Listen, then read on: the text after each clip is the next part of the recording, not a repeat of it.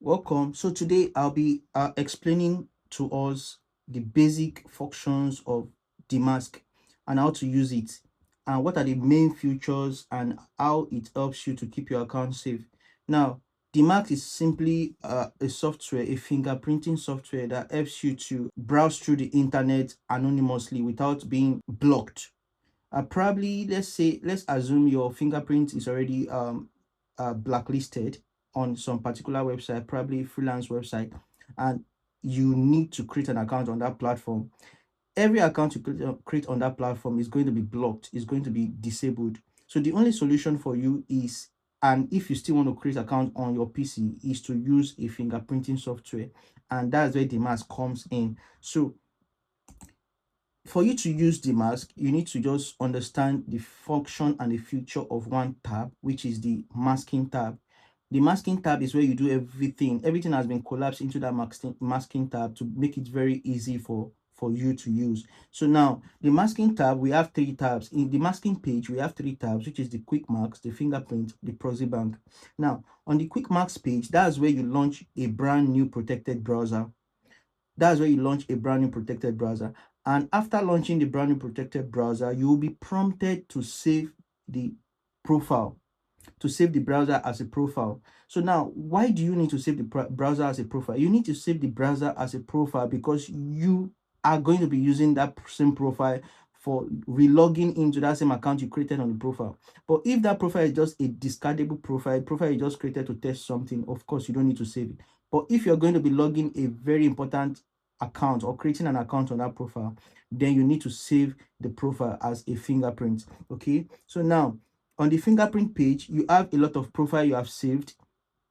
There are so many functions you can do on the fingerprint tab, so I'm going to be explaining them. Then on the Proxy Bank page, there are so many other functions you can do on the Proxy Bank page. I'm going to be explaining these three pages. So once you understand these three pages, you're good to go with the mask, and it's as simple as that. So now let's come straight to the quick mask page.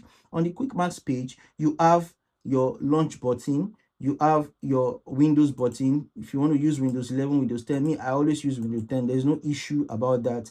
And you can't change this. The UA generator does not work anymore, and it's just perfect. It's fine. That's how safe it's supposed to be. Now, the reason is that if you're using this UA 151.00, it honestly represents the latest version of Chrome or the latest version of Brave browser. So if you generate something different, then you're going to have issues with your account because it's not going to be telling the truth about the browser version. So it is fine that it's like this. That has nothing to do with your security or with your account. So now the next thing is, if you're going to be using a free account, if you're going to be using a, sorry, not free account, if you're going to be using a local account, that means if you're in Nigeria, if you're in Indian, if you're in Pakistan, wherever it is you are, if you want to use a local account, then you don't need to configure this place. Just delete everything here. Okay, you don't need to configure this place. You don't need proxy configuration. But if you're going to be using a foreign account, maybe you want to use, you're in Nigeria, you want to use a USA account, you want to use a Germany account, you want to use any account at all that is not a local account, then you need to purchase a proxy, and then you come to this place and input the proxy. That's why we have a proxy bank here. You come to this place and input your proxy. Okay, that's how to do it. But if you're not using a foreign account, if you're using a local account, then you don't need to configure anything here. Just go straight and launch your protected browser. So I'm going to be launching a browser, then I will show us what to do to save the profile. So now let's launch a browser. It will show launching, then you wait for it to launch a protected Brave browser. Now this is a brand new Brave browser. This is a brand new Brave browser. So now you can just decide to test what is my IP address.com to see what your IP address is.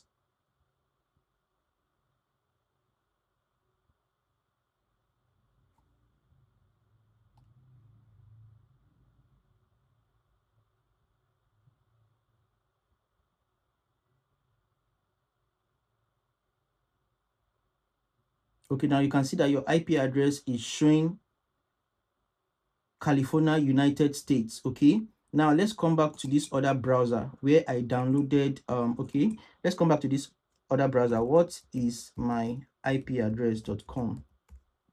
This is a Chrome browser, not a protected browser.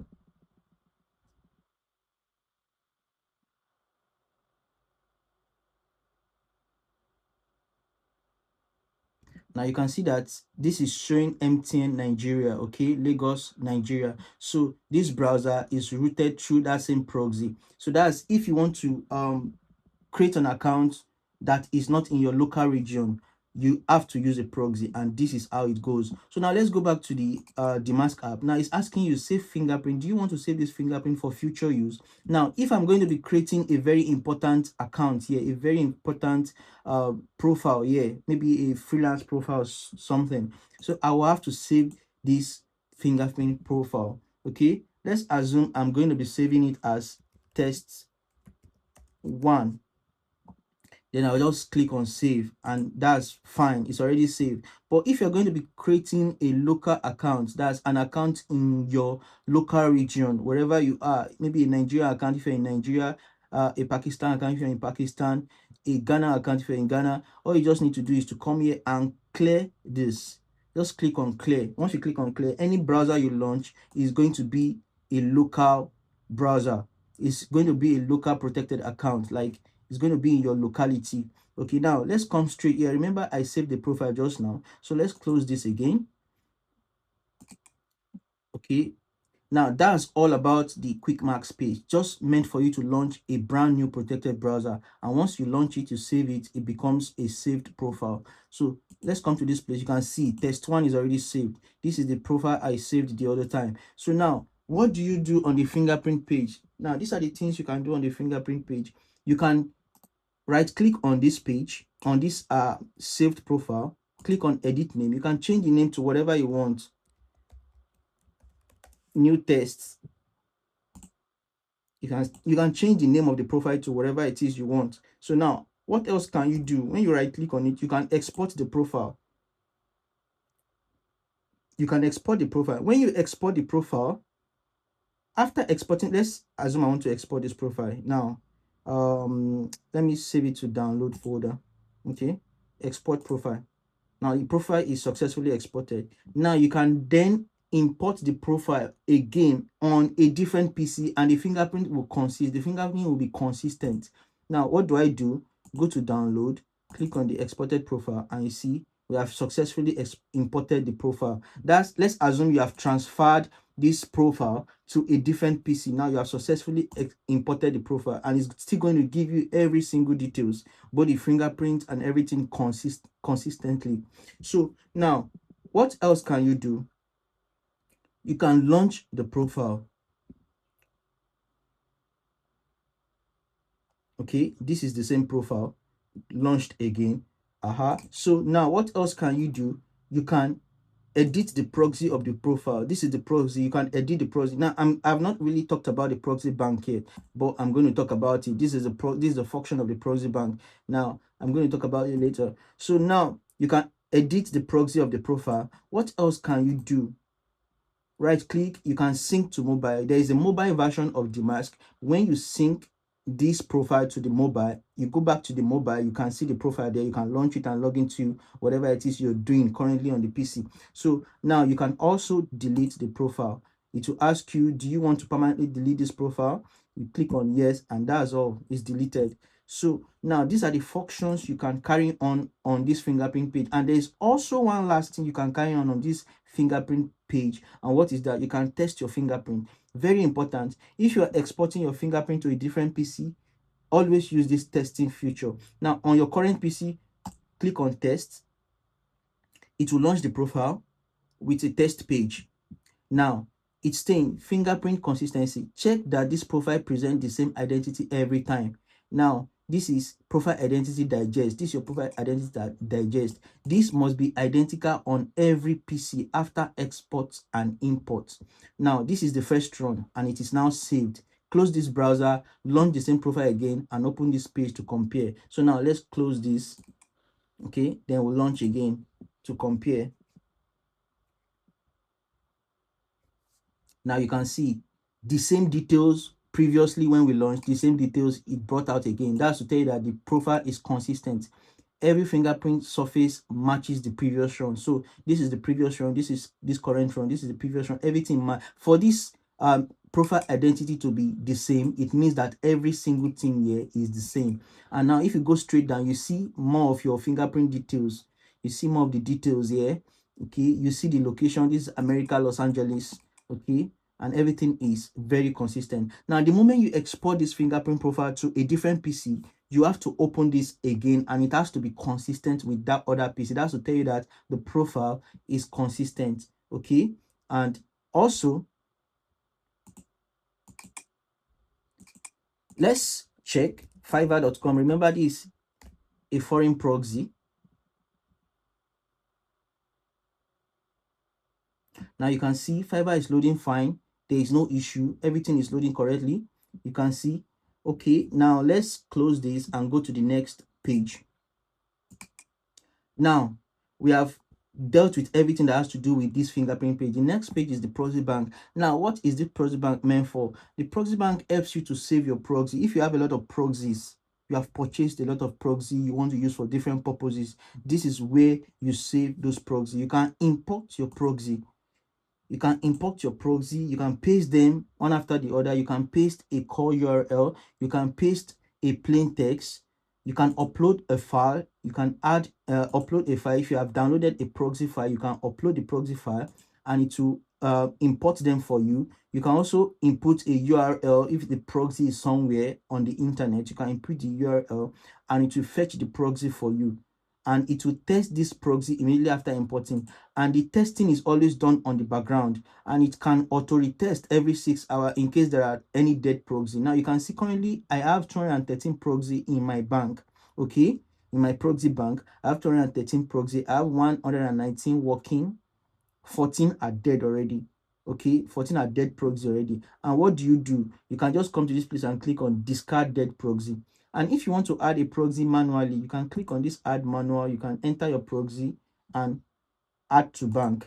It will scan it and add it to your bank. So if you want to export your proxy, you can export the entire proxy, okay, and give it to somebody else to import to their DMask application. Okay, if you have a proxy that is not tested, you can retest, you can retest, you can test untested, you can do whatsoever is you like with your proxy. Now you can see these are my proxy. This particular proxy has authentication.